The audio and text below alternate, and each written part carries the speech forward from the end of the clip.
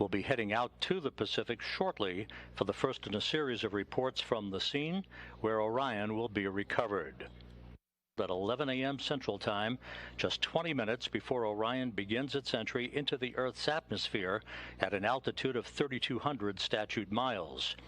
Now, we had planned for Orion to conduct a maneuver called the raise maneuver, a 16-second thruster firing to orient itself at the proper angle for its plunge back into the atmosphere. But the latest targeting for Orion from the flight dynamics folks here in Mission Control indicates such a precise trajectory for the spacecraft, it was determined that the raise maneuver was not required. Temperatures will build up to around 5,000 degrees Fahrenheit around Orion, half as hot as the outer surface of the sun, twice as hot as the temperatures endured by returning space shuttles and other crew vehicles. Orion will perform what is called a skip entry, dipping into the atmosphere, then lifting out of the atmosphere. And this is towards the back of the ship, where just 5 minutes ago, the Navy started the engines on 2 of the 3 Navy MH-60s, or Nighthawk helicopters, that will be used for the operation. There you see them on your screen. The 2 helicopters on the left side of the flight deck, they will be involved in the operation. The third to the right is a backup helicopter. Now, one of the helicopters will use the Navy's infrared targeting system, which will start looking for Orion at an altitude of about 50,000 feet. Should be able to quickly lock on to Orion's heat shield, which should be still very hot after reaching 5,000 degrees Fahrenheit on the heat of reentry. The second helicopter will track the forward bay cover, a 1,000-pound, 9.5-foot wide titanium cover on top of Orion, which protects the parachutes during the heat of reentry. It is jettisoned to allow them to come out. Yes, welcome to the moon board here at the Apollo Saturn V Center. It's been a super exciting month since the Artemis 1 launch. So let's take a look back at everything that happened just a few miles away from where I'm standing right now. Now, on November 16th at 1:47 a.m., the SLS lifted off from Launch Pad 39B here at Kennedy Space Center, and it put on an incredible show for everybody watching here from the Space Coast. I can't even describe to you how amazing it was to watch that core stage. Those solid rocket boosters provide over 8 million pounds of thrust at liftoff. Now, those boosters and the core stage got us going from 0 to over 17,000 miles per hour in just about 8 minutes. And then once all that propellant was depleted, the responsibility was passed on to the interim cryogenic propulsion stage. Now, the first job of the ICPS was to perform a perigee raise maneuver, and this means that we're getting into a low Earth circular orbit that allows us to deploy those solar panels, start harvesting energy, and do systems checkouts to make sure that we are ready for our journey. And we stayed in that orbit for about 30 minutes, and then we did our translunar injection burn. This is the primary responsibility of the ICPS because it gives us the energy to escape low Earth orbit and commits us on a path out to the moon. Now, once it completed that burn, the ICPS separated from the Orion, and it performed one final burn to completely leave the Earth-Moon system. And after doing that, Orion was on its way out to the moon. So it spent about 4 days heading out towards the moon. And then we quickly dipped in about 60 miles above the surface of the moon and did an outbound powered flyby. Now, that powered flyby means that we're taking advantage of the speed we already have, the gravity of the moon, and the energy we get from the service module's engines in order to target our orbit. And the orbit that we were targeting is called a DRO, or a distant retrograde orbit. And what that means is that instead of moving counterclockwise relative to the Earth like the moon does naturally, we are moving clockwise. So we're going in this opposite direction. That's what retrograde means. And distant means that we are going farther away than we have with any human spacecraft before. We're orbiting about 38,000 miles above the surface of the moon. And this is a really convenient orbit because we're able to stay there without having to use a ton of fuel for station keeping. And it also provides a safe, efficient path back home when we're ready. So this allowed us to learn how to operate in deep space, one of the core tenets of this mission. And then once we were ready, we started our trip back home. So we performed one more powered flyby, this time targeting our return, where we lit up those engines as we dipped close to the surface of the moon.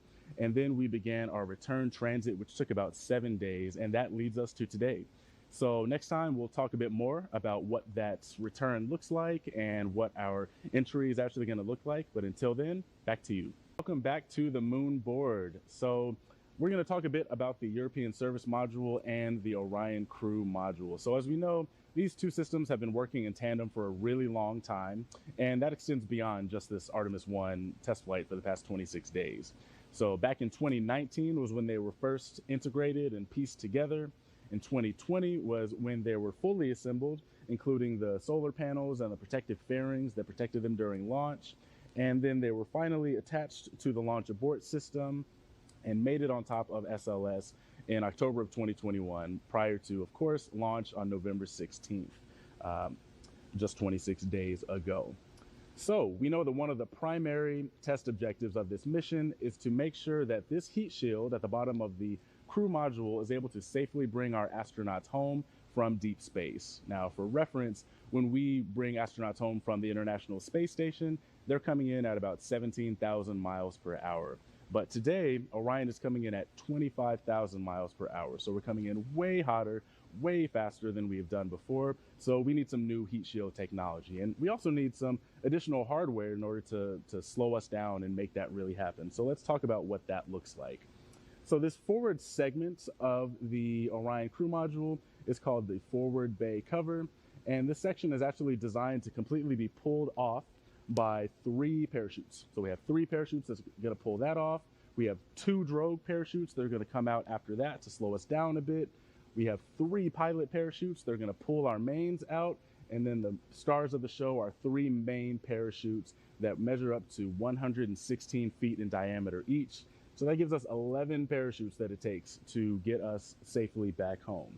So now that we know a little bit about what that hardware looks like, we can take a look at what that journey actually looked like. So as we know, we had a 7-day return transit. And as we approached the Earth, the service module and the crew module are separated from one another. And the service module is going to burn up in the atmosphere above the Pacific Ocean. As that happens, the Orion crew module is going to use its reaction control thrusters to do a 180 flip and point that heat shield towards the atmosphere as we target re-entry. So a really important phase here is entry interface. This is at an altitude of about 400,000 feet, and this is where we define a lot of our entry conditions, such as the flight path angle and the velocity. Now this is really important because if you come in at too shallow of an angle, you may bounce right off the atmosphere and not even re-enter. But if you come in too steeply, you're going to experience forces that are beyond the design of your spacecraft. So what we're going to do today is actually toe the line and do a nominal skip maneuver where we're actually going to bounce off once. That allows us to have a steeper re-entry, and that actually increases the heating, allowing us to really test the capability of that heat shield. And we will also be minimizing the G loading, which leads to a softer ride for the Moonican and in the future for our Artemis astronauts. Now, once we do that, the atmosphere is going to slow us down pretty significantly, but we'll still be going over 300 miles per hour. And then we will slow down to 20 miles per hour after that sequence of 11 parachute deployments. Now, once we splash down west of California, we will have these red inflatables that will make sure that no matter what orientation we hit the water at, we will be right side up. And then the USS Portland is going to recover the capsule and bring it back to the US Naval Station in San Diego. Now, there's a really large team comprised of US Navy, Air Force, NASA, contractors who worked really hard to prepare for today. So I am super excited to see them welcome Orion home. Back to you.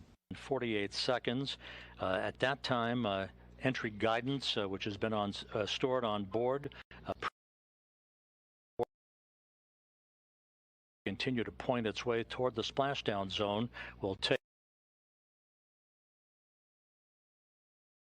end around 11:25 and 4 seconds Central Time.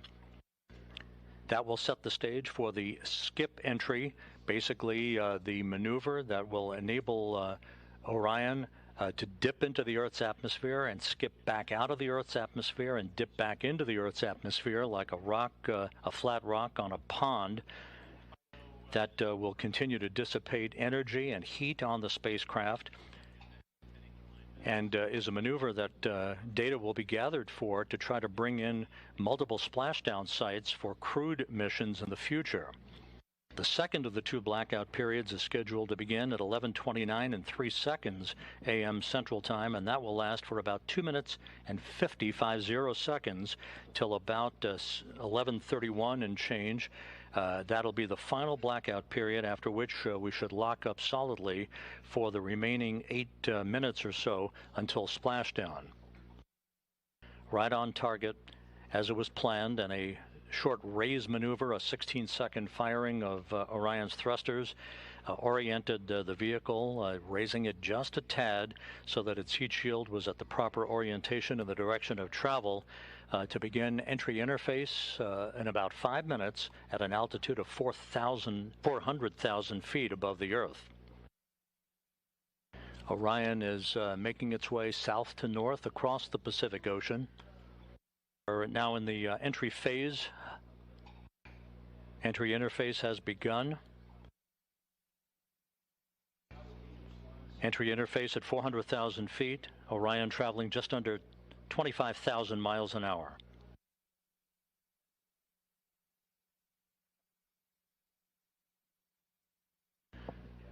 We've gone into the first blackout period. This is a visualization based on what should be happening at the moment, where the temperatures around the heat shield are reaching about 5,000 degrees Fahrenheit. This is the moment of truth for Orion.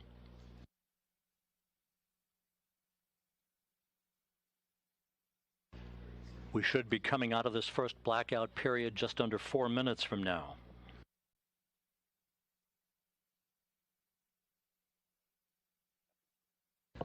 (150,000 feet off the ocean).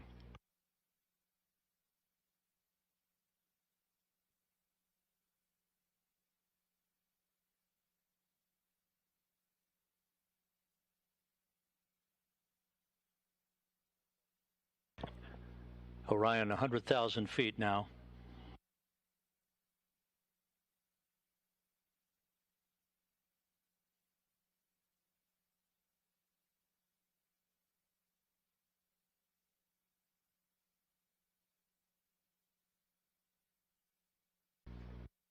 Two good drogue chutes reported by the recovery team out in the Pacific. The descent rate is right on the money. Orion's velocity now down to 282 miles an hour. Range to splashdown 1.5 miles. 10,000 feet now. And we're on mains. 5,000 feet.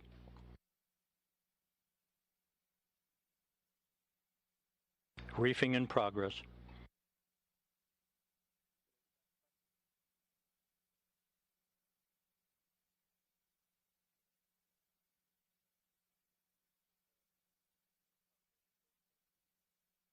Three good main chutes for Orion.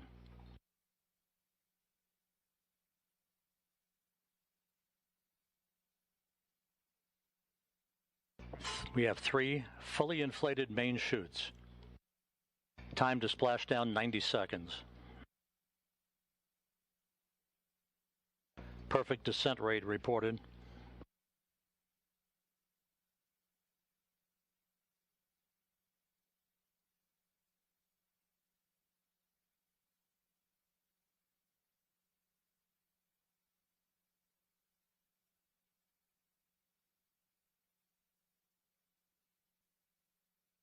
Orion under its chutes descending towards splashdown.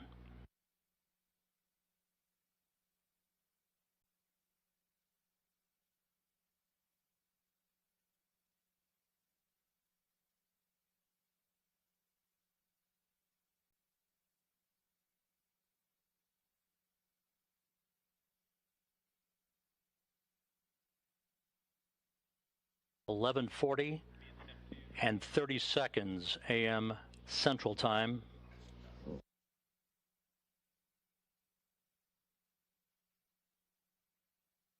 At a mission elapsed time of 25 days, 10 hours, 54 minutes, 50 seconds. That's unofficial. Splashing down off the coast of Baja, California. As the Orion crew module made its way down to the Pacific Ocean. Saw the splash. Back here in Mission Control, it has now been 46 minutes since the splashdown of the Orion spacecraft to complete its 25-and-a-half-day mission. Flight controllers here in Houston reporting that the vehicle looks great. In the initial visual inspections being made by the helicopter teams, as you heard Daryl Nail reference just a short time ago. We just heard from Vanessa Weich, the Johnson Space Center director. Now, and our team have been practicing, their latest underway recovery test. They completed, it was the 9th one, and they completed that last November 21st of last year, 2021. So they're ready. Watching these teams precisely perform these recovery operations is amazing, and so I think we're going to have a really, really great day. I'm going to be traveling to San Diego to watch the ship come in port in a couple days, so I look forward to seeing that capsule on board the well-decked ship. Of many that NASA imagines in its lunar dreams. Orion is in great shape. Recovery teams pulled the Orion capsule from the Pacific.